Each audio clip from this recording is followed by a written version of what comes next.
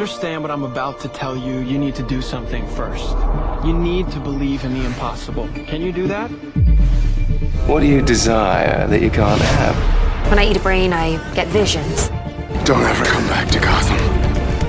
You have failed this city. Jesus, what kind of a preacher are you? There's about a dozen ways that I could stop you right now. But I don't think I have to. In the future, my friends may not be heroes, but if we succeed, they will be remembered as legends. Welcome to the DCTV report for the week ending Saturday, September 30th, 2017. I'm Edward O'Hare, nickname to be determined. And I'm Sarah Netzley, academic by day, freelance writer by night. We bring you recaps, news, and commentary for all live-action television shows based on DC Comics. Huzzah! This week we had one new episode. One total episode. DC, yes. I feel like DC TV has kind of got a slow rollout in the 2017-2018 season. Yeah. Well, you know what? It's the kind of thing, it's going to happen real fast, because next week we got Lucifer, and the week after that, all 4 CW superhero shows come back. Yeah, so 2 weeks from now, we're going to be like, oh, I don't have enough time to talk about all of these, so we should enjoy the brief respite that these last 2 weeks have provided. Definitely. So yeah, how you been, Sarah? You been busy? Been good. I've been, work has been busy this week, so I haven't had as much time for, playing around online. Twitter has irritated me by increasing to 280 characters. Facebook has irritated me by doing autoplay audio on its videos now. So, dear social media outlets, stop it. How about you? What social media platform are you annoyed with? I don't know. I barely know how to use the things. Facebook, it's just basically to see why my friends are angry about politics this week. What's that guy from high school writing about? Like, what's upsetting him now? Yeah. Trademark that guy from high school. Yeah. It's always that guy from high school.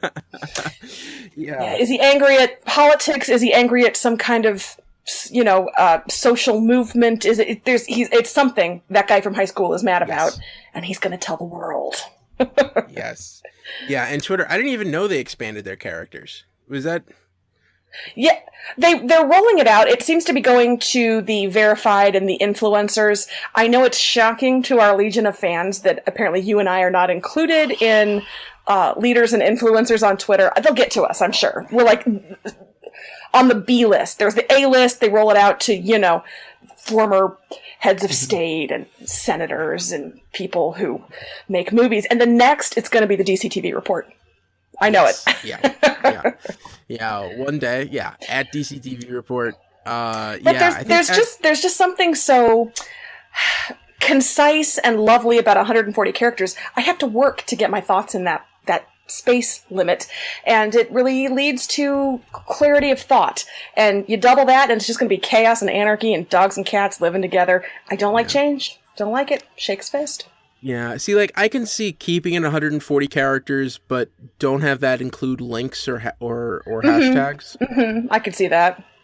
Although, yeah, that's just got to be a programmer's nightmare. Just to figuring out how to get it to do all of those things and still work. But yeah. And you'll notice neither of us are complaining about Snapchat because, Ed, I don't know about you, but I don't understand it. No. It scares me. No, I have a cousin who's evidently has a huge Snapchat following, and I don't get it. Is your cousin between the age of 16 and 23? Yeah, I think she's a college sophomore or junior. Yeah, that's the sweet spot. Yeah. That explains it. Yeah. Yeah. But, so yeah. This has been Social Media with Old People. Thanks for joining us. Yeah, I feel like I'm just on that cusp. I'm the very last speck of a generation that remembers life before computers.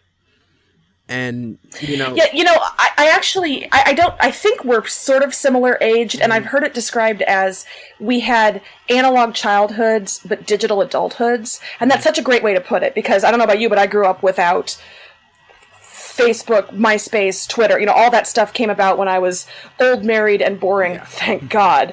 But I've adapted to it, and I use it all the time, and I can't imagine life without it, where people who are older than me, I think, are a little slower to come to social media, and people who are younger than me just kind of do it in their sleep. Yeah, and I'm like in that weird, like, I'm too old to be a Gen Xer, but I'm not, I'm too old to be a millennial, but I'm not old enough to be a Gen Xer. I'm in this weird, like, cusp. So it's... I believe they call that Xennials. I mean, there's a lot of names for it. I saw Xennials most recently. I'm on the very edge of Xers, but I don't feel like an Xer. I guess that I'm an immature Xer, so I feel more in that middle there, and even more a little millennial sometimes. I can roll my eyes, and I mean, I can kill avocado toast. I can kill chain restaurants. All those things that millennials are killing, I can get on board with that. Yeah, like I can remember when you could go to the deli and buy comic books. You didn't have to find a shop, I am from a place that doesn't have delis. Sorry. No. But I feel like a drugstore. I would say equivalent would be Midwest. You could go to the drugstore. The pharmacy would have those. Yeah, I believe that's where my husband got a lot of his early comics was pharmacy, individual. Like go with your grandparents when they're picking up their. Do you have like convenience stores? Like, yeah. Oh yeah, but they're usually attached to gas stations. That's what that is. But we don't have that bodega deli culture. Not so much, because we're just. I mean, where I am in the Midwest, it's smaller, suburban, a lot of driving and commuting. So we just don't have a lot of foot traffic and a lot of servicing that kind of population. Your Chicago's and your St. Louis's and your Indianapolis's, of course, do. But where I am, no, it's all gas stations. And at the gas station, you could buy, your mayonnaise and your... Oh, God, why did I start with mayonnaise? Why that? Brain, what's wrong with you? Your staples that you might need, your donut on the way out the door.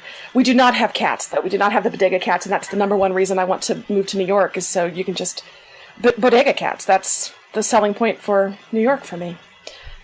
All right. So, yeah. Speaking of comics...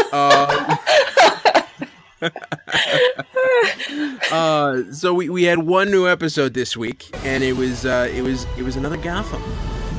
It was another Gotham, and it was a good Gotham. I enjoyed this one. How about you? Yes, I loved it. I think things are progressing.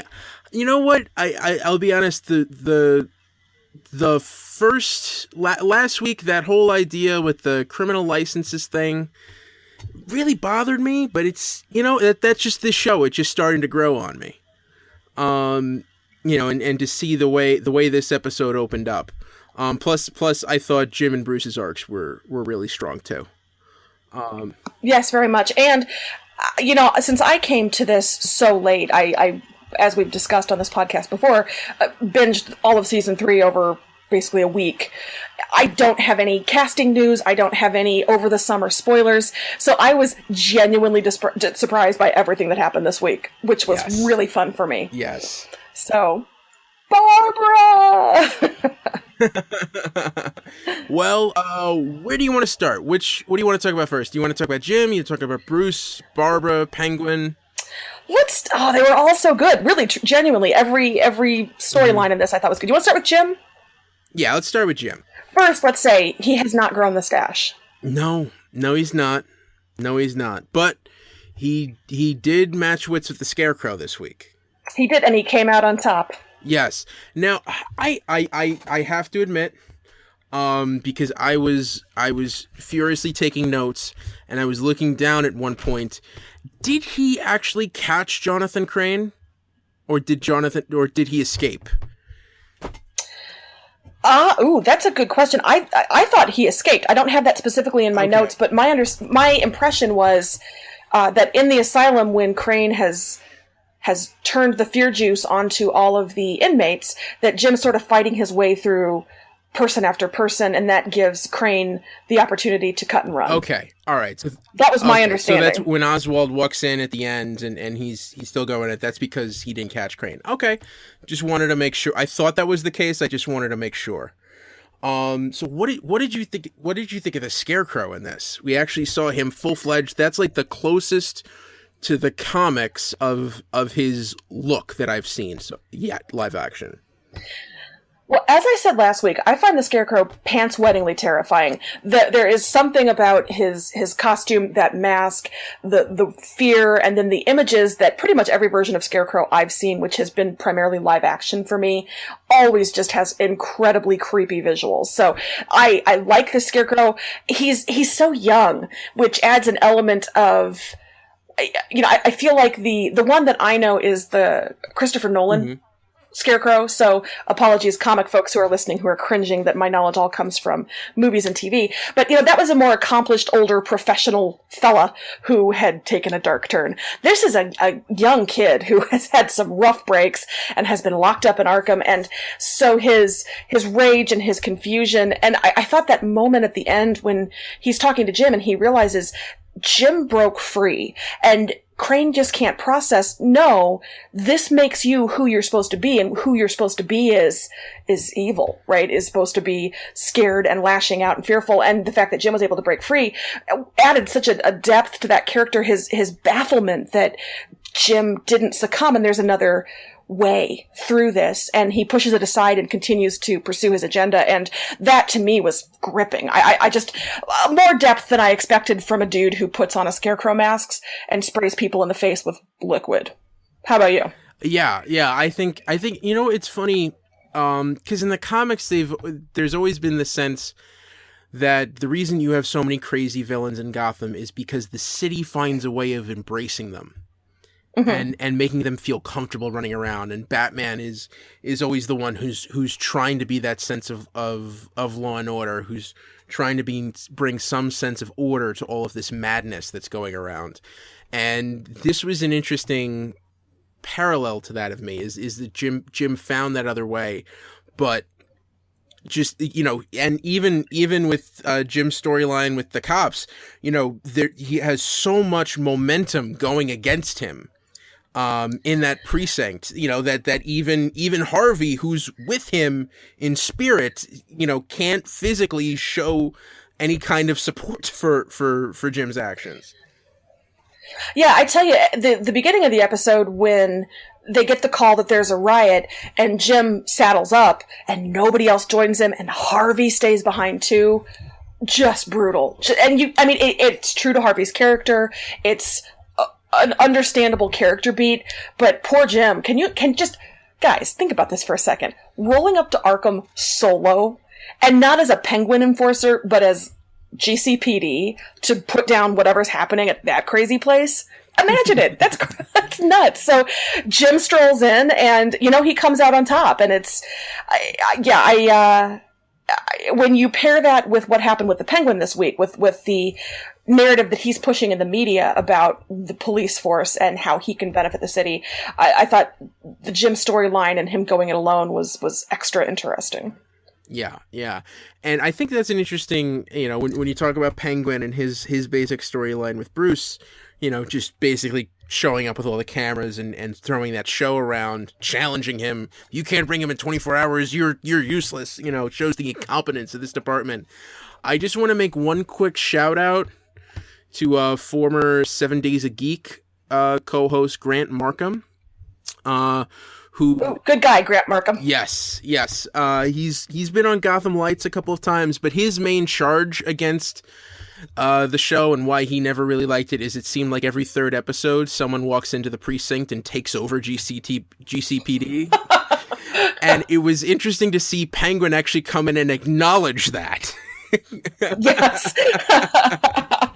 I love a show that's self-aware. I love a show, especially if they have course-corrected and fixed what was going wrong, but they're willing to wink to it a little bit. Yeah, that's good stuff. Yeah.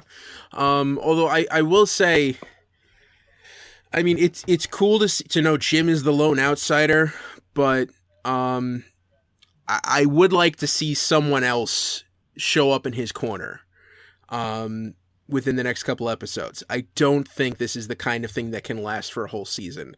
Eventually, someone has to grow some stones. Well, and I wonder, the late great Roger Ebert talked about economy of characters, which is in a movie, if you introduce the mousy caretaker in Act 1, by Act 3, we need to find out that the mousy caretaker is really the murderer. Economy of characters, it can't just be some guy in the last act who's revealed to be the bad guy. So it does make me wonder, if they just have somebody who springs up and says, Jim, I will help you, come with me. That's not going to be as satisfying as if we see somebody have a change of heart or have a turnaround. And Harvey is a little too obvious, I think. So does he get the Falcone support? And is that going to be what does it? Is he going to have some person there who spearheads with him? But yeah, for me, I'd like it to be an existing character who has to break free of old habits or shrug off the expectations of others to do that. And I don't know who that character would be, because honestly, I don't know any of the other cops on the GCPD well enough to know, it'd be awesome if Officer Smith would step up. Yeah. Yeah. Well, I have a character who I'd love to have that happen, but I don't know, which is Renee Montoya. Uh-huh. Who I don't know if you remember her, but in season 1, she was the internal affairs detective who was sleeping with Barbara on the side. Yes. Yeah. Ooh, that would be interesting. Yeah. The thing is, in the comics and on the Batman animated series, which is where I first really encountered her, she's like Bullock's partner. And she's like a big part of the GCPD. And I think the thing is, I don't know if that actress is available anymore. That's the only thing I could see preventing them from using her. But especially because you established that she was internal affairs, and she had a different way of looking at things. I think that would have been well. And for me, you get that delicious, complicated personal dynamic if it's a former paramour of Barbara's paired with Jim. That can make for some friction as well, which I would enjoy, I suspect. Yeah. Who is she played by in Gotham? Victoria Cartagena. What is she doing now? My IMDb computer brain is usually pretty good, but that's not what I think I can pull up. Sorry. Okay. Yeah, no. She was in... I don't know. She's not the only series I'm seeing. She did some episodes of The Path on Hulu last year.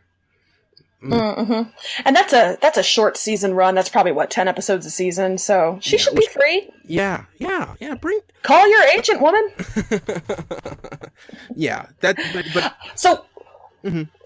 So what did you think, speaking of angsty, fraught interpersonal relationships, what did you think of Jim's greatest fear? When Scarecrow, gives him a snoot full of the fear juice and leaves him to kind of wander the halls of Arkham. Did you see what was coming? Did you want something different? What did you think? Well, I'll be honest. When that happened, I was looking at the hashtag Gotham on Twitter, and people were saying what I was dreading, which was Lee. Like, of course. Really? Morena Baccarin, you got nothing else going on? Genuinely no. But I guess based on that storyline, that would be what fits. Although the fact that he can overcome that in 30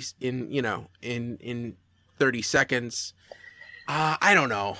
I guess, but it's just he's not that kind of guy who has those fear of spiders or something like that. Mm-hmm. Yeah. And I'm glad they didn't introduce some previously unknown childhood trauma. Oh, Jim? Yeah, he's always been terrified of locomotives or whatever.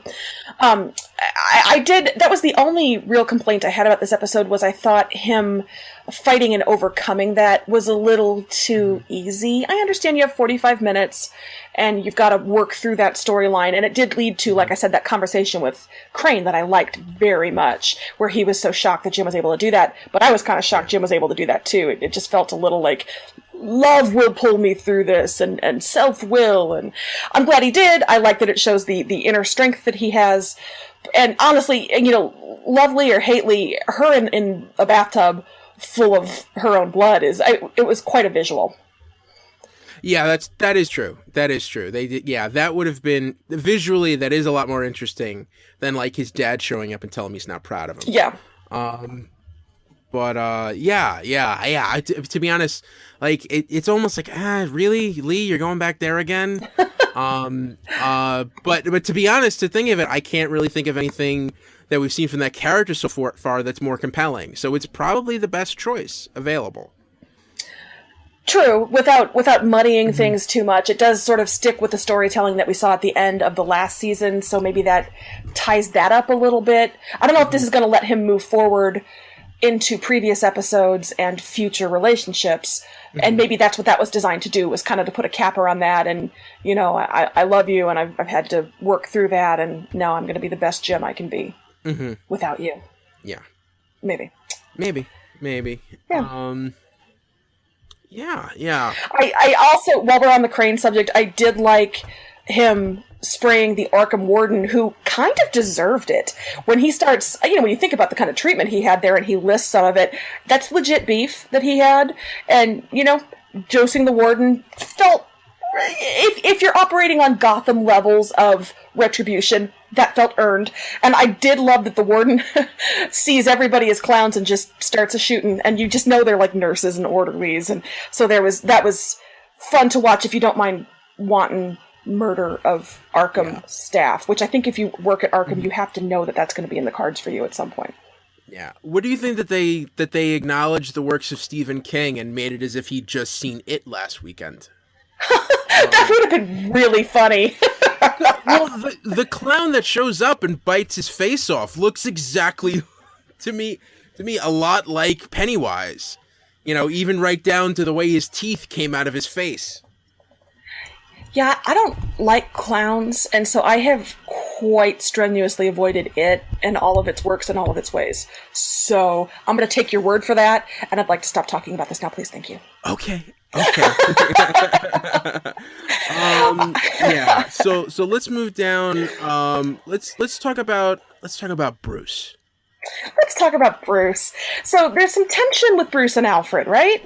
Yeah. So Bruce is you know, like Batman is, you know, he's becoming addicted to vigilantism. Sure. You know, it's a hell of a drug. Yeah.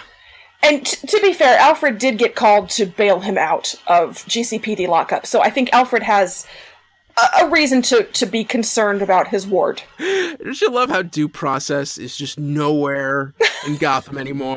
Jim just shows up. Due Process is Jim. Jim's just like, oh, what are we wasting time here for? Just get out. You're fine. Exactly. Walk it off. Doesn't even look at the charges. No one steps up and goes, hey, what are you doing? Have you ever seen actual paperwork other than the licenses the Penguin has? Do any GCPD officers ever have to file police reports? Do they go to court and testify? Is that wither the legal system, Gotham? The only people I've ever seen do that were like Lee and Lucius. And those two are just nerds. I mean, you know, they just like the paperwork. Yeah. Well, and you know, Riddler and the girlfriend who he killed in season 2. Those people are also nerds. Those are the people who like. Name me the 4 people on Gotham who would really enjoy filling things out in triplicate. Yeah. Lee, Lucius, Riddler, and Miss What's Your Name. Yes. So. Yeah. Arena, I think. I don't know. I can't remember. I should know, but I don't. But anyway, so Bruce gets sprung, and could you have come up with a better lie when Lucius stops you and says, "Hey, you got like concrete all over your clothes," and the lie is rock climbing. Surely something more clever was an option. Yeah. To me, that's a fun throwback to Batman Begins. When he's like spelunking, you know, cave diving. And then he's looking at the Kevlar. Could it stop a gunshot? He's like, gonna find many guns in these caves, Mr. Wayne. Yeah, and it's that kind of thing. Like, you know, that was gonna happen, and it's one thing. It's cool that Lucius was able to find all that tech to give Bruce. I think it's even more impressive that it was all in Bruce's size. It's a good thing that he's like an off-the-rack model size. It just really helps. He's not too tall. He's not too broad. He's the perfect teenage boy Kevlar bulletproof suit size. Yeah. He could just wear, the sample. Yeah, definitely. Now, do you think Alfred made a mistake by just letting him go out and not trying to fight him on it? Or do you think it was just kind of like, I'm not going to be able to stop you? And I would assume that Alfred knows Bruce and knows that if he had tried to say, Master Bruce, I need you to stay home, please stay home, that would have been worse, and maybe he thought to let Bruce get it out of his... Alfred surely knows that Bruce is not going to get it out of his system, though. So, I mean, that can't be Alfred's letting him have his fidgets, and then he'll be calm and settled and ready to be just a normal teenager. That's not an Alfred thing to do. So, I think Alfred probably knows that stopping him isn't going to work, so all he can do is be supportive and track him from the street as Bruce is gallivanting across rooftops. Yeah. I don't know, would you have done something different had you been Alfred? Well, I would have done something different because I'm not Alfred, and it wouldn't have worked. You're not Alfred? What? No. It's probably, yeah. So, no, I mean, I think that's the kind of thing where he's just got to get it out of his system and just hope he doesn't get himself killed. Which, Alfred did have to come in and save his ass at one point. I kind of liked the parallel of that in the premiere. You had Selena fighting, and Tabitha had to step in and kind of conk out that last person. And then you had that with Bruce and Alfred this week, that Bruce fought them all off, and then it was Alfred who stepped up and took out the last guy who was going to attack Bruce. So I thought the Bruce and Selena training montage was the same, and it echoed from the first episode to the second episode of the season. Yeah. In kind of a cool way. Yeah, and that was that one scene where they have him cornered and he's able to get out the window. That's like the first time you see Batman really... He learns how to get out of that tough situation using his ingenuity and improvisation. I liked that, and I hope we get more of that. He really kind of MacGyvered the crap out of things this week, and that was a lot of fun, and I hope we get to see him continue to use his smarts and react to his environment. But, so, riddle me this. Poor Bruce had to rely on just whatever was at the scene to fight off that gang of goons who took him in. And we're going to rough him up. So he's looking around and he sees, okay, I've got, this and this, and I could put this together. And wouldn't it be better if he just carried all that stuff like on a belt? Like if he had a belt, but wouldn't there be a lot of utility in that? Yeah, there would be. I feel like there's an idea there that he should really look into. Yes.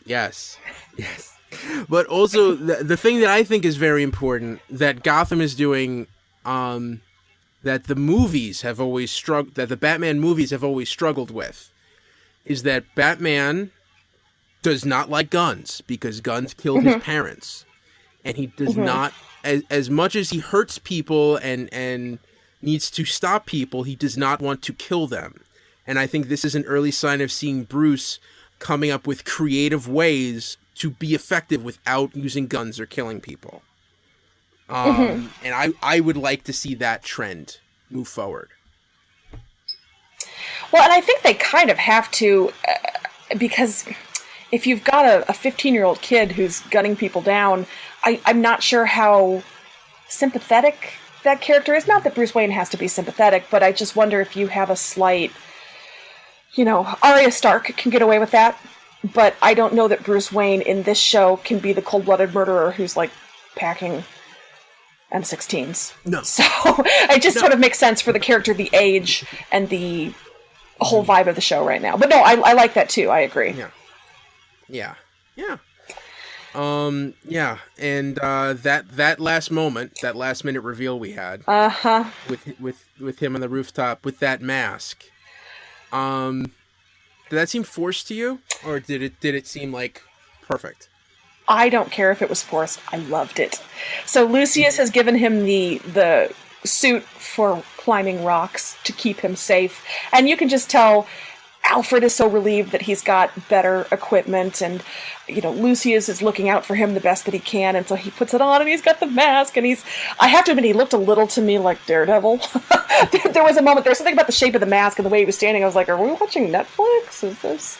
Yeah. But I thought it was a striking image. It's exciting to see that first baby step in that evolution. So even if it was a little hero pose, hero shot, I kind of loved it. Yeah, yeah. Am I being too soft on the show? Oh no, you're right. But you're also right in that it's Daredevil, because that's what every TV show and movie that doesn't want to do the costume from the comics, they're just like, oh, let's just put him in black and that'll look cool.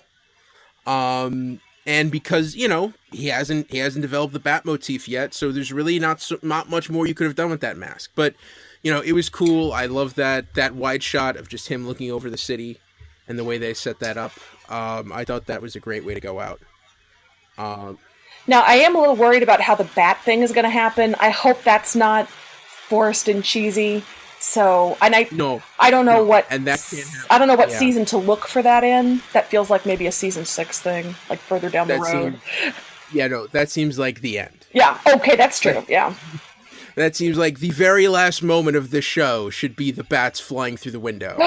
Yes, it should. Yeah, and that's it. That genuinely gave me chills. Yes. Yeah, and also this week we were lamenting Babs passing all of last episode. And you should have seen the PMs I sent Ed when I got to that part in season 3 as I was catching up. It was a lot of all caps and a lot of exclamation marks and a lot of distress because I like Babs. And she's back. I'm so excited. Did you know she was coming back? Were you aware of that? You know what? I think the news story came out like 2 days out, the day after our last episode dropped. So I found out like Monday or Tuesday. Mm-hmm. When I was looking through the news articles, and there's just this one thing about, Babs comeback explained, and the article says something that wasn't in the episode yet, so we don't really know how she came back. We just know that she's back. And I did see that after the fact, and I do wonder if they're going to. It sounded like they were going to get into that backstory for the why is she back, and that could be quite interesting. But Babs is back, and she's kind of a different lady. Yes. Doesn't have the same eyes. Those like big, like wild rolling, wide-eyed zealot, zest for murder and mayhem eyes. Yes. Yeah, she's like Quaalude Babs. She's like Xanax Babs. She's like your mom after 2 martinis. Yes. Yeah. She's more reserved. She's very calm. She's very forceful about what she wants, and what she wants is to sell guns to all of Gotham's criminal element, and she has an overly elaborate way to display them. That seems like a lot of work to put into backlit guns, but okay, you do you, Babs, that's fine. But do you like this calmer, more adult grounded Babs, or do you miss the shrieking, campy, villainous Babs? You know what? I like it for now. That's a very good way to put it. Yeah, this was fun this week. It could be fun next week. Mm-hmm. But do you kind of want to see this Babs crack? Yeah, and I think it's the kind of thing that's inevitable. But I think for right now, with this setup, she's trying to look nice. She wants to seem civil because she wants to bring Tabitha back onto her side. And she wants to look strong in front of Penguin. So and to make that deal with him. So I think that'll work for now. I liked the pitch to Tabitha. I like the way Selina kind of gets caught in the middle and needs to just trying to convince Tabitha, you sure you don't want to do this? Then you could throw Ivy in the mix, and Ivy wants to get involved. And for a while there, I got really excited thinking about those 4 women being the gun runners for Gotham. How fun that would be. I would really enjoy that. And I think the show's going to go in an even more interesting direction, as we saw with Ivy at the end of the episode. And the Babs-Tabitha dynamic is going to be fraught. Yes. I think. Yeah. I think that's going to be Ivy. I mean, that poor kid. Just is it like a self-esteem thing? Or is it just like she put so much stock into what other people think of her? you want to take her aside and just give her a hug. And just take, hey. You really do, and I feel bad for her because she does, you know, she's with the worst possible person to listen to and validate what she's saying. She's never going to get that from the Penguin, and so I understand why she goes looking for a way to be powerful and be heard. I get that, and I think it's kind of cool that she's proactive. I just don't know that she went about it the right way. I saw somebody on Twitter say, "Is Ivy in the shop from Gremlins?" Which is a lot like what it looked like. So I'm not sure the Gremlin shop is where you go to seek power, and yet Ivy did, and I'll be curious what that does with her relationship with Penguin, and how that lets her treat, you know, she and Selina have that strange, we were buddies, now I'm older, now it's a little weird between us. So I hope Ivy continues to be a presence. Yeah. And I would love to make her I would love to have her make Penguin listen to her, because he's so good at just dismissing his underlings, and I'd love to make her have a show of force for him. Yeah, and you know it was funny. I've never seen shops like that, but I've seen, like, you know, people with stands and tables on 125th Street in Harlem selling those tonics and potions out to people. So, you know, it does exist somewhere, but also just kind of like, you know, taking it all at once. You don't want to just like take it home, maybe try it out. Yeah. So do you think she's going to look any different in the next episode? I think they will only make her sexier. That's what I think. I don't know if it'll be the next episode, but I could see her. I mean, just looking at what the little I know of Ivy from the comic books, and you know the stories that I read when they recast her. Because I wasn't watching the show, to me it read as, we want to get rid of some of our kid actors and get another hot lady on the show. So I mean, if you've already aged her up, I'm surprised that they haven't put her in the more superhero-y type, or I guess supervillainy type costume. So I wouldn't be surprised if she starts adopting a little bit more thematic. Catsuit is the wrong word because Catwoman, obviously, but you know, slinky crime causing, not crime fighting clothes. But that's just complete speculation on my part. Yeah. I thought it was a weird move for her to, like, let's make myself stronger so I could beat people up. Whereas, like, I would think that, you know, she would decide to drown herself in plants to deal with the depression. You know, and kind of like, I don't know. Yeah, I wish the chemicals had more plant connection. And maybe they did, and I missed it if I was note-taking, but if she had been like, oh, this is plant fertilizer, oh, this is meant to nourish plants, well, what if I drink some? You know, if you had that connection maybe a little bit more, as opposed to random mystical Asian potions. Yeah, and that's also kind of the fact that, you know, she is a 12-year-old in a 24-year-old's body. She hasn't, you know, she's not a botanist like Pamela Isley. Yeah, and she's not an adult, and so she doesn't have that impulse control, and she doesn't have. I mean, for me, it was like, oh my God, woman, take a sip and see what happens. Don't drink the whole bottle. Like, no. But that's me, an adult lady, saying don't drink the mystical herbs all at once. Yeah. Sip it and see what happens. And 12-year-olds maybe are not going to do that quite as much. Now, back to Babs and Tabitha. Do you think this changes our look on how long Tabitha's going to be sticking around? This is hard for me to answer because, honestly, I find Tabitha to be kind of dull.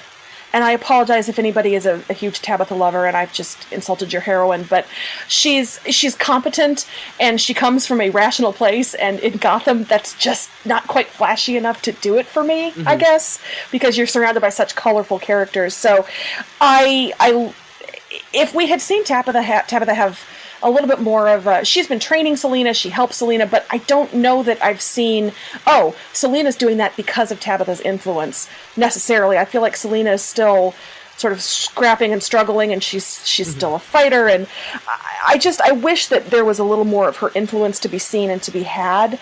And if there was, I'd say I hope she sticks around longer. But as it is, I kind of like the thought of Selina shifting over to calm Babs again. I don't know. Maybe I'm looking at Tabitha wrong. And you have, and also keep in mind I skipped season 2, so maybe there's more to her than. Well, no, she was introduced in. Yeah. Was she introduced in 2? Yeah, she was introduced. Yeah. she was introduced in season 2, and like, you know, her brother was trying to take over the city by having this, you know, evil villains cult. So like season 2, she was much more active and extravagant and crazy, and she's come down a lot. And, you know, and I did this last week, I think she's starting to outlive her usefulness. Yeah, I just, when she's on screen, I don't know what she wants. She just is kind of, she's always kind of a wet blanket. She doesn't want to help out Penguin. She doesn't want to help out Babs. She doesn't really want to help Selena better herself. I'm not sure what she wants. She misses Butch, and I'm sad about that. That was too bad. But I just don't know what animates her. And if they can't give me that revenge, I guess, against Babs, but even that she didn't follow through on. How great was the scene where Babs very calmly offers her hand to be chopped off with the world's largest meat cleaver? That was great. That was great. Yeah, that was. And after Tabitha slams it down on the table and walks away, I love that little look on Babs' face. I mean, you can tell there's emotion. There's a person in there. There's emotion in there. But she's keeping it together with so much willpower. So I really like that silent little scene. But also, dude, don't ruin that desk. That's not cool. It's mahogany. Also, the Babs scene gave us my new favorite character on any TV show ever, and that's Victor, who is such a delight in every scene that he's in. I'm going to take this, he says, swanning out the door with an enormous gun. I love him. Yeah. Zaz was great. Yeah, and that's another character they're taking a different angle with. But yeah, that actor's just having fun. It's just I doubt they had any dialogue written for him. They just said, "Hi." I feel like they've just turned him loose, and I love that bald guy with no eyebrows is always this kind of weird, morose, sexless guy in Fringe and all these other shows that you see that archetype on, and he's so lively and funny, and I love him. Speaking of Penguin, he's shifted between 2 storylines this week. It just seems like, you know, they're just kind of continuing that arc over the season of he has these licenses and he has Gotham under his thumb and he's trying to exercise his control. What did you think of that scene where he's setting the terms with Babs and trying to figure out, you know, what she's allowed to do? I enjoyed the showdown between those 2 characters, and I like that he knows Babs, but he doesn't know this Babs. So there's a little bit of how is she going to react. So there was some unpredictability to her in that, and I quite liked that. Yeah, I will be curious. She accepted his terms rather calmly, I thought, and so I really want to know. Like I said, I kind of want to see this Babs crack. What is she? Is this how she's going to be? Is she really okay with that, or is she operating on some other level, and we're going to see what she has planned? So, I don't know. He probably should have. I think he probably needed to tread a little more carefully with her, because when you come back from the dead through whatever means, you just don't know what that did to a person, and he seemed to think it was the same old Babs. So we'll see. I don't know. Did you interpret it differently? Yeah, no, that's about that's about what I thought. You know, I mean, he's just kind of playing it safe. He doesn't know what's going to happen. But you know, I think this is the long haul story for this arc, at least for this first half of the season. And it's just feeling like I felt like he was just doing filler for this week, just kind of connective tissue to the rest of the arc. Yeah. The Penguin himself didn't make any real big moves. He shows up at the GCPD. He shows up at Babs. He reminds us that he is the one who's controlling the licenses. He wants to throw some dirt on the police force, and that's kind of what he did. The big thing that came out of that for me was Babs not telling him who has funded her, because clearly that took some startup money. I don't think she kickstarted that. I think that had to have come from some sort of angel investor. So I think, having read some news articles after the fact that you have mentioned, I got an idea. And how that's going to play out is going to be really interesting, too. Maybe it was an angel. Maybe it was a demon investor. Son. Ooh, well done. Does that cover everything? Oh, I guess the last thing with Jim that we didn't really talk about, although I did drop it as a mention, was Harvey takes Jim out for a drink, even though Jim is basically not speaking to Harvey anymore. And who is Jim going to turn to for an army, since he doesn't have the GCPD and he has to fight Penguin's goons somehow? Who's he going to? Ed, I'm asking you. I feel like I'm quizzing you. I just turned into a teacher. Who's he going to? Yeah. He's going to Falcone. Yeah, he is. he's going to Carmine. And I think that's going to go really well because there's no bad blood between those two dudes at all. It's great between them. It's going to be fine. It's going to be lovely. They'll probably walk on the beach in the sand beforehand. Braid each other's hair. It's going to be great. They'll do like a Wraith from Rocky 3 with Eye of the Tiger playing in the background. Well, a little bit of raindrops falling on my head. It's gonna be lovely. But yeah, I mean that's, it's gotta really grind his gear, Carmine's gears. That Penguin's just stomping all over his old haunts. He wants some skin in that game, and I think he's just looking for someone to egg him on. So I'm really excited to see what happens there. Yes. As much as I enjoyed this episode, I'm looking forward to next week even more because of continued Babs, because of Jim's meeting with Falcone. I hope it delivers. Oh yeah. Yeah, so I think that covers it for the recap. There was a bit of news. There's one article here that's talking about, how Babs came back from the dead. Do you want to talk about that, or do you want to just wait until it happens and then we'll talk about it then? I say wait until it happens, because if that is the reveal and if that is the direction they're going, which it seems to be, and you haven't read the article, it might be fun for you, sweet listener, to find out. Is that what you're thinking too, Ed? I think that works. Although I do think they have teased, and I don't think this is going too far, and if it is, we can cut this. Mm-hmm. But they've teased that she is going to maybe become a known character. So she's going to morph into one of the the rogues gallery that we might be familiar with from comics and other movies. And I don't know, do you have a dog in that fight? Would you like to see her become one of those better known characters, or do you kind of want to see what they do? I just want to see what they do. Yeah, mm-hmm. I mean, and this is kind of just more the nerd in me just wants to say, like, if you're gonna bring it to a character from the comics, why don't just bring that character in? Sure. Why transform her into that? But yeah. I mean, everyone's already talking about, like, I mean, you already had her and Jerome in season 2 had this like Joker Harley Quinn dynamic. Mm-hmm. And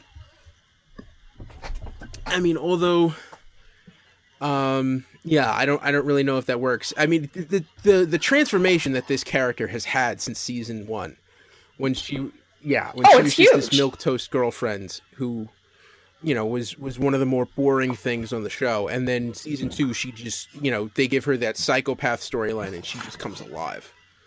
And then season 3, when she's nuts and owning it, that was a lot of fun. I cannot imagine how delighted she must have been to start off as the dutiful girlfriend and become what she became in season 3. Just lucky for that actress. What a great job she did. There was one bit of news from Gotham. Digital Spy did an interview with Cameron Bikendova, who plays Kat on the show. Plays Selena, and they were talking with her about whether or not we're going to see Selena transform into Catwoman over the course of this season. And she didn't give a firm yes or no, but she did talk about how her relationship with Tabitha and kind of going, clashing heads with Barbara is going to put her a little closer onto that path. And how it's going to also continue to complicate things with Bruce. Yes. Yeah, and I think we're already seeing that. If she's working as a gun runner for the Penguin... he's not going to like that at all. Oh, no. There's going to be a lot of wrinkled teenage boy brow over that. Yeah. Yeah. And that wasn't the article, but it was another article that was talking about the Babs resurrection that also dropped one sentence in there saying, we're also going to explore Alfred's dark past this season. Ooh. Bring it on. Alfred's dark past. Yeah. He was a field medic in the British Army, but he was also a Shakespearean actor. So... I mean, can you be one without the other? I don't think you can. Yeah. I mean, both of those. Not if you're British. Both of those can go some dark places. Yes. And the other thing that delighted me, it's not news, and probably it's not news to anybody who was paying attention because they are Gotham fans for longer than I am, but on the previews for next week, I saw that Crystal Reed is starting a multiple guest arc as Falcone's daughter. And Crystal Reed, if you are the small Venn diagram that overlaps Gotham and Teen Wolf, is Allison Argent, who hasn't done as much as I would have liked after she left that show. So I gave a gasp of delight when I saw her in the previews for next week.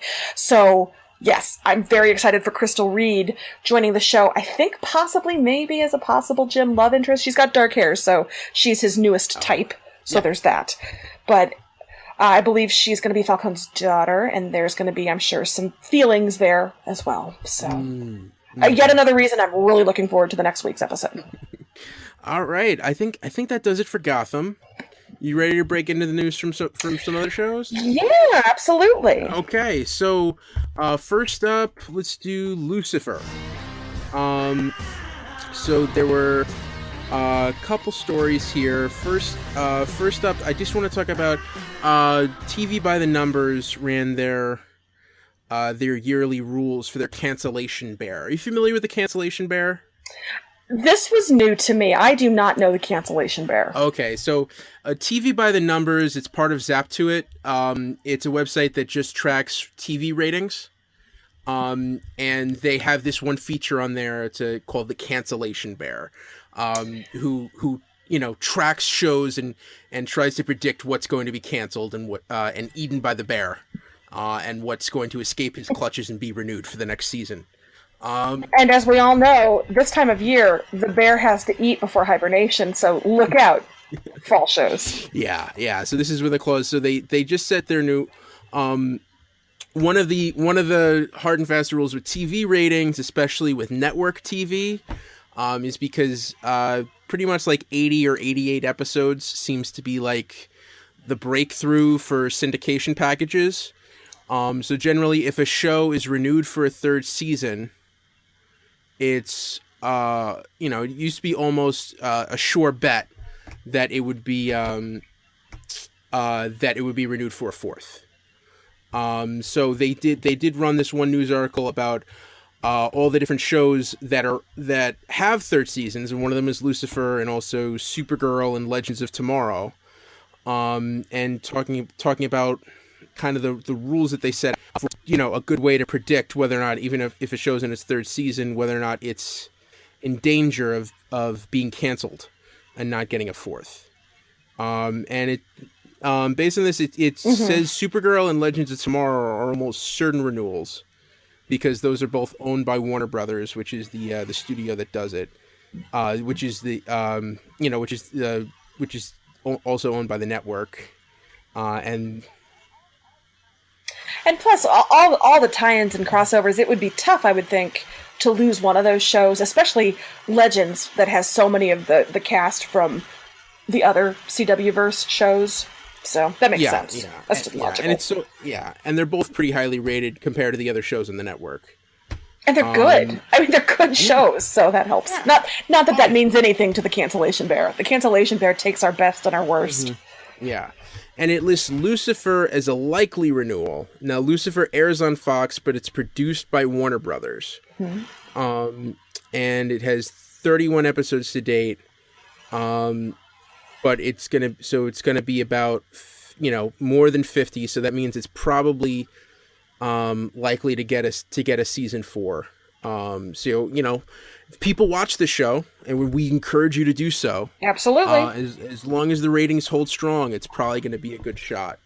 But that's always, that's funny, just a process nerd. I always like to check the ratings and just try, the cancellation bear he comes out with his new predictions every week and his futures, and to see like what's a likely renewal, what's a dead show walking. Be honest, when you click on a cancellation burst story as it's opening in your mind, do you hear the do you hear the bear roaring? Because that's kind of, I mean, this is a thing I'm going to adopt now. Both the articles and the roaring bear when I open it. See, I just always imagine him like walking along the river, looking for the salmon, just trying to figure out when to swipe. The NBC salmon look fine this season. Yes. Yeah, and in more specific Lucifer news, I mean, we haven't really talked about this, but it was the big casting news over the summer for Lucifer, is that Smallville's Tom Welling is going to be who has been absent from TV for a decade and a half. This has got to be the most high-profile TV role he's had. I have not checked his IMDb, but I think this is pretty much it. He did a couple movies, but yeah, he's going to be a possible new love interest for Chloe. Yes. Yes, yeah, and they're describing him as Lucifer's frenemy. I can't wait. Have you seen any of the previews? Yes. Yeah, and I think it's interesting because he's not. I don't know. Lucifer definitely beats him in the suave and debonair department, but he's got more of that just kind of like rugged everyman. I was going to say, to me, he reads solid good guy, which my friend Tanya said when we read about this casting news and we were messaging about it, he didn't grow up to look the way we expected him to look. Like when he was Clark on Smallville, he was beautiful, right? He was a teenage boy, beautiful. That's the creepiest thing I've said all week. I'm so sorry. But okay, to be fair, when he started in that show, he was 25. That's true, and probably I was too, actually, so, I mean, that's okay. But he grew up just to be a little less flashy. Like, he was flashily beautiful in Smallville, and he just grew up to be solid, good-looking, dependable dude. So, when you pair him with debonair, British, hedonist Lucifer, I hope that's going to be an oil-water thing. I can't imagine how it's not going to play out that way. So, yeah, this is going to be good. Yeah, I'm excited. I want to see what happens, because, like, to me, it feels like he would be more of a threat to Dan than to Lucifer. Yeah, I can see that. That's interesting. Mm-hmm. So here's my horrible confession. I don't super love the Lucifer-Chloe dynamic. I don't think they have as much chemistry as I would like. I know that's what the whole show is built on. I love the show. I just don't super ship those two. They're great. I like them bouncing off each other. But if she has romantic entanglements elsewhere, that's not going to bother me. And if it drives Lucifer crazy, that's going to be a lot of fun for me. But I'm not dying for those two to make it work the way I am with the Olicity dynamic. Sorry, Ed, I know that's not your bag. And if that gets me shunned by Lucifer fans, I apologize. They're great. I don't have quite that same. So I think Tom Welling is going to be a lot of fun on that. Yeah. And you know what's weird? Is I like that show, but to me, like the romance in the background is the least important. Same, and usually it's the opposite for me. Usually I like a romance. It doesn't have to be central, but it's the thing in the episode I'm going to enjoy the most, and it's not that way. Maybe that's what I'm trying to say. It's not that way for me with Lucifer. Yeah. That aspect of it is my least favorite part. My most favorite part is Tom Ellis. Always. As Lucifer. Yeah, and I actually love his interactions with Dr. Linda and with Amenadiel. so much, both of them. And Amenadiel and Dr. Linda's interactions, basically any of those three characters interacting with anybody else, that's what I'm there for. Mm-hmm. Oh, and I guess while we're talking, can I plug? I'm going to be doing a season premiere Lucifer React for EW.com. Ooh. So look for that on Monday night after it airs. I will be writing live, and that will be available for your reading pleasure. They're not going to recap the whole season, but they wanted to have somebody give a quick take on the premiere. So check out my Twitter feed on Monday night, and you will see that Lucifer React. Awesome. Yeah, I'm excited. And all right, so moving on to Supergirl. Yes. Okay, so we had there was one bit of news that's not news, so we're not going to talk about that. Because Tyler Hoechlin was not cast in Scream. It was Tyler Posey, but DigitalSpy.com did not update their headline and their link quite as well as they should have, as quickly as they should have, and they got Hecklin and Posey confused, which, if you're a Teen Wolf fan, you'll know that's literally impossible to confuse those two actors. So but the really big bit of casting news on Supergirl is they have cast Bollywood actress Amy Jackson as Saturn Girl. Now, Sarah. Yes. I'm afraid to ask this question. What do you know about the Legion of Superheroes? Are they like interstellar futuristic Justice League? Yeah. Is that at all in the ballpark? Yeah. This is, I love all of DC Comics, but this is one of the parts that's a little impenetrable for me. Like, I've had the roughest time getting into the Legion of Superheroes because it's basically like it's like a teen soap set 1,000 years from now, and everyone has superpowers. How has the CW not adapted this yet? I don't know. I'm sorry. I heard teen soap. I heard futuristic superpowers. CW, what are you waiting for? My God. Yeah. Well, it's and the thing is, like, this storyline has been going since the 50s, and it just rolls and rolls and rolls, and everyone's different, and there are hundreds of people in the Legion, and they all have their own distinct personality, and it is the one thing. I know 50 years of Star Trek. I know 75 years of DC Comics, and I can't keep up with the Legion of Superheroes. I've tried. Who's the best known superhero? Is it Superboy from Legion of Superheroes? Yeah, well, yeah. The original concept was that Superboy was thrown. The Legion of Superheroes traveled back in time from the 30th century to visit the legendary Superman, and they met him as a boy and brought him back to the future and had adventures with him. Okay. Superboy. That reminds me. Ed. Nickname to be determined. I took your advice and I watched season 1 of Justice League. Oh. The animated series. What'd you think? Loved it. It was really great. I really liked it.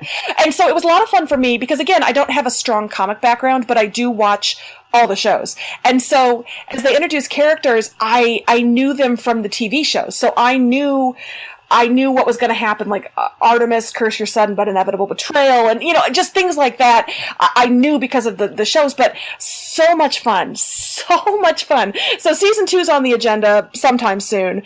We took a break to catch up with some current fall TV, but thank you for the recommendation. When I said to my husband, hey, Jason, do you mind if we watch some Justice League? And he was like, are you kidding me? I've been waiting my whole life for you to ask me that. So we had a good time. It was a lot of fun catching up. Yeah, and that's great. And I think, and so Saturn. Anyway, Superboy reminded me because Superboy is the angsty, moody teenage protagonist of Justice League. So Saturn Girl, Superboy, go. Yes. Yeah. So Saturn Girl is one of the founding members of the Legion of Superheroes, along with Cosmic Boy and Lightning Lad. Mon-El, I originally, thought of always as a member of the Legion. That's where most of his adventures were. So when he showed up on Supergirl, I remember thinking, like, they're not going to do Legion. They can't. Or are they? Dun, dun, dun. They can't be that crazy. But no, when he leaves Earth because of the lead poisoning, and he goes into a portal that you don't know where it leads, and like, oh my God, they might do Legion. And now we have proof that Amy Jackson, who's British-born actress who's made her bones in Bollywood, is going to be taking on the part. And this is exciting. She is, and I'm excited demographically because Bollywood is so huge. It's got such passionate followers and a whole country that we don't always think of as tailoring our entertainment to in America. So if this brings a more international audience to Supergirl, great. I think that's really exciting that we might draw in some new viewers, and hopefully they like the whole vibe of Supergirl, and it's a whole other group of fans who might find that fun little show. So, yeah. Yeah. And it'll be interesting to see if she's the only Legionnaire who shows up, or if we have some other people like Brainiac 5 or Phantom Girl. There's I mean, it is eclectic. Like I've seen posters that are like, you know, that where they fit like 150 members of that. So there's so many different people that they could pull into it. It's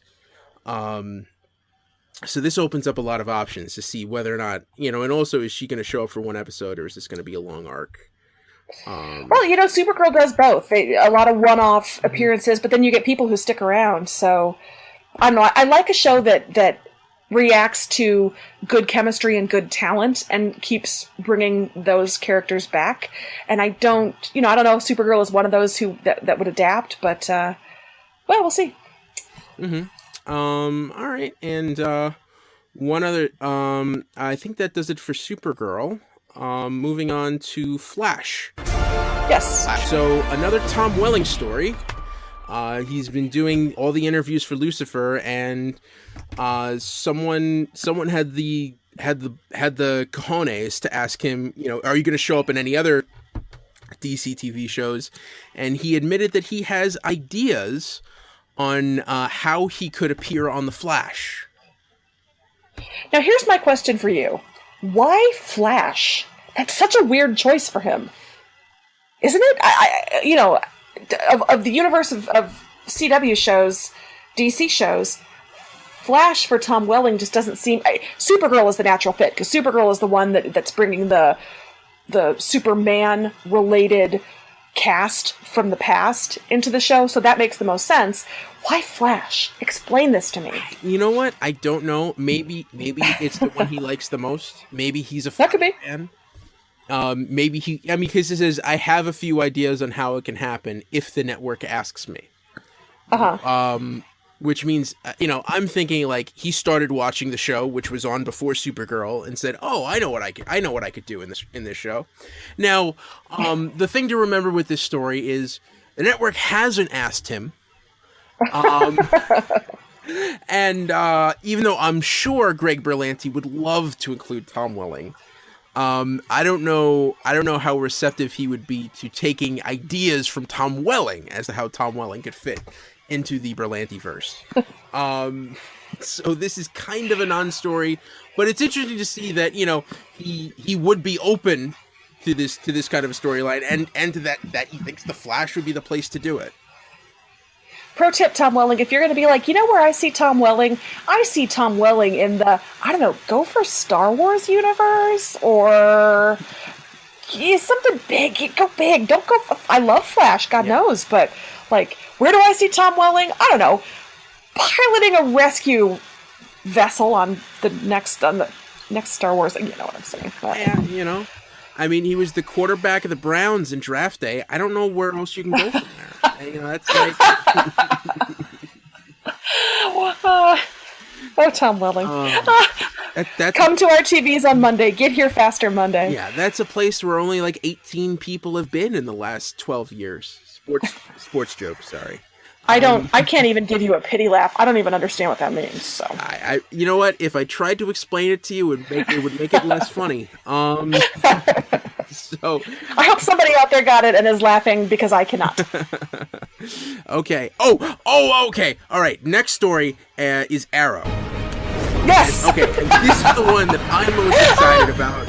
Sarah, take it away. I knew you would be.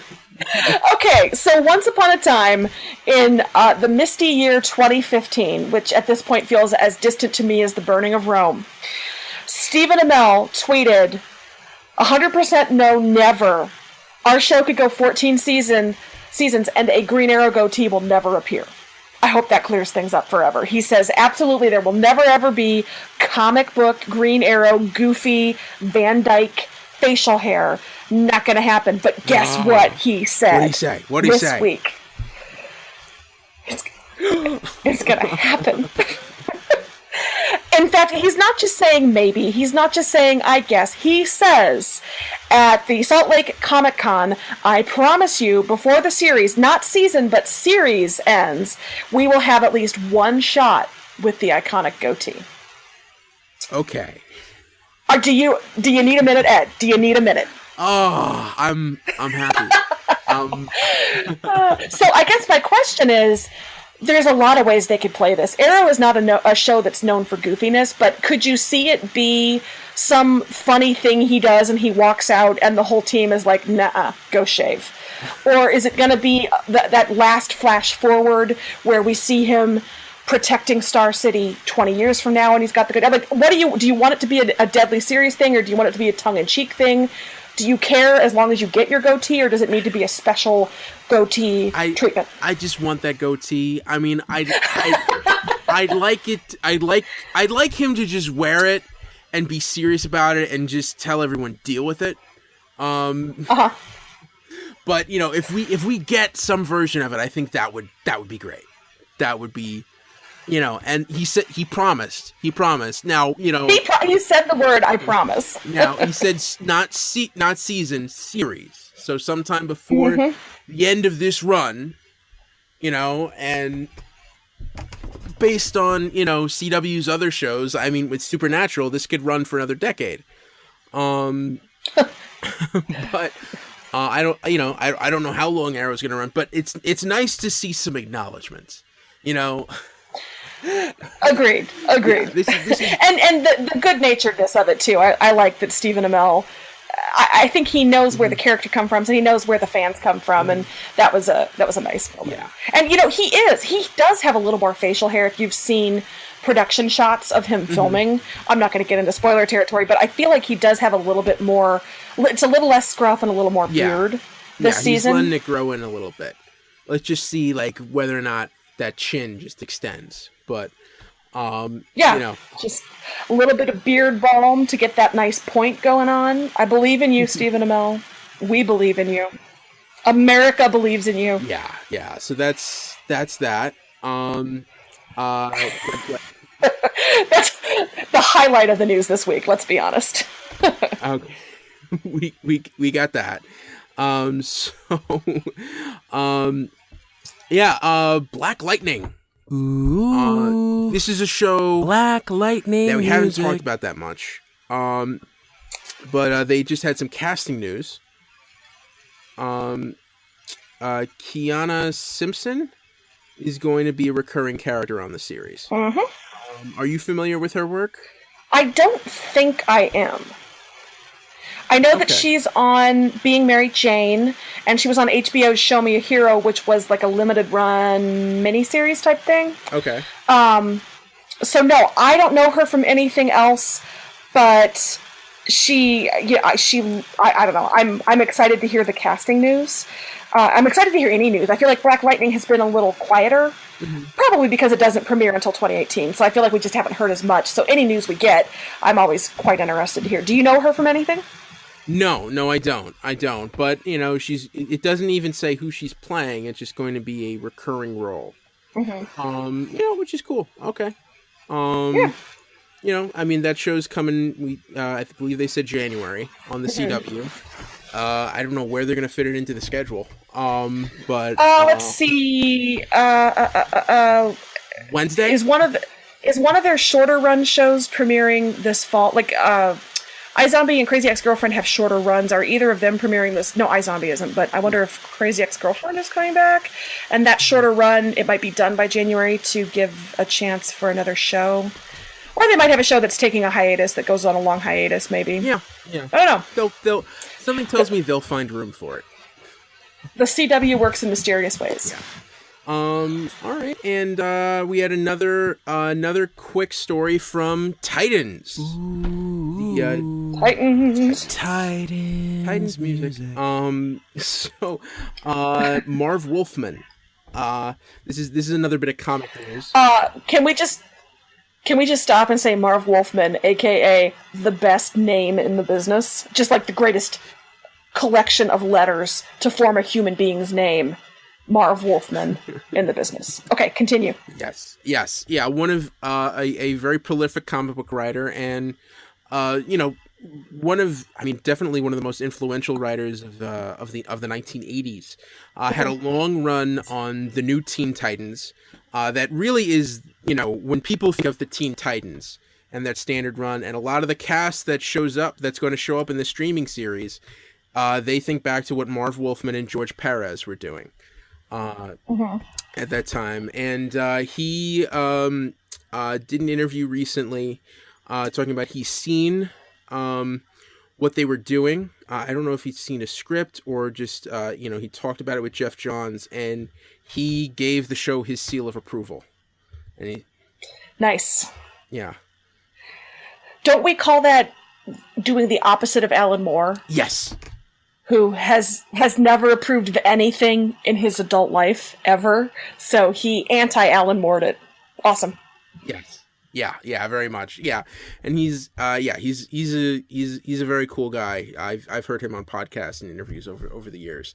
Alan Moore is, I think the only person who he's a strange bird. I think the only person who can actually carry a conversation with him is Neil Gaiman. Yes. And that's not because he's difficult to talk to. It's just that's the only other person Alan will allow in the room.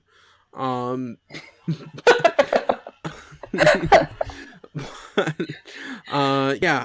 hey, I love Treebeard too. Anyone who doesn't know, Alan Moore looks just like Treebeard from the Lord of the Rings movies. See, I always think of him as Rasputin, but that works too. Yeah. Oh yeah, he's got this enormous beard. Like this thing goes out like 1.5 feet. I think he keeps his sketching pencils in there, so. Yeah, but Marv Wolfman is excited for Titans, which means I'm excited for Titans. I think this is a small bit of news, but it's something that's nice to hear. But important. It's nice to get that stamp of approval. Cool. Okay, so I think that's it for the news. That's it for the news. Does that leave us with Who Won the Week? Yeah, Who Won the Week? So Who Won the Week? We had one episode. Who do you think wins the week? Real talk, the Geico ad that ran in the middle of Gotham featuring all the characters from He-Man won my week. It was a 30-second He-Man cartoon that sold me some car insurance, and I might get Geico because of it. But I guess if we have to stay within the confines of Gotham, for me it's Babs. Babs is back. She is self-possessed. She has a plan. She has money. She doesn't back down. She's calm in the face of penguin tantrums and butcher knives. It's Babs. Babs is back. It's Babs. How about you? Babs is back. I mean, this is a tough one.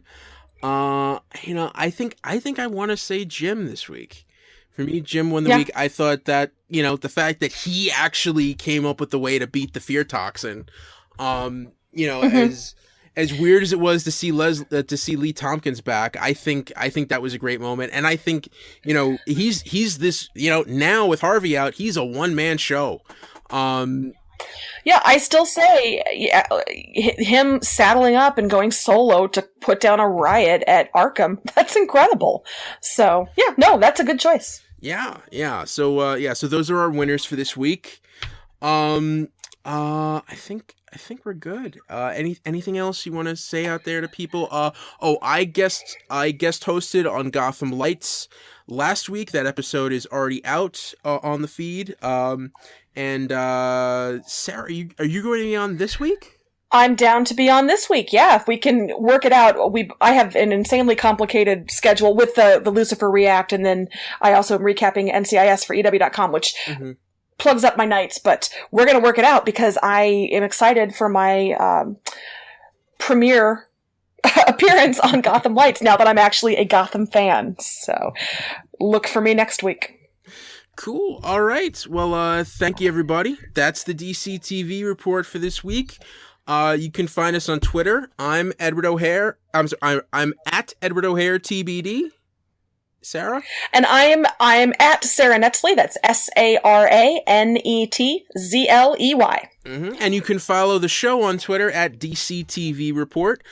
Send along your emails to dctv@wickedtheory.com. I promise I'm going to actually look at the email and start reading some of them this week. Send us your questions, send us your suggestions, send us your praise, send us your PayPal links so we can retire to an island and just do this full time. Yeah, that would be great. And I mean, I guess if you want to support the show financially, you can also go to Wicked Theory's Patreon page, which is patreon.com/wickedtheory. Also be sure to subscribe to our show on your podcast app of choice. And please, please, please, if you have a chance, if you're on iTunes, Stitcher, Google Play, write a review. Rate us. Every bit helps. That's what helps us get noticed and get out into the world more so other people can find us. It took a little bit to appear in my iTunes. I refreshed, and then suddenly there we were, like a beam of light from the heavens. That's my podcast app of choice, but wherever you get your fine quality audio entertainment, find us there and let us know how we're doing, preferably with a lot of stars. Yeah, and also be sure to check out our sister shows, the Wicked Theory Podcast and Preacher vs. Preacher. This has been a Wicked Theory Studios production. Executive producer Bill Sweeney. And visit us at wickedtheory.com. Shazam, everybody! Shazam!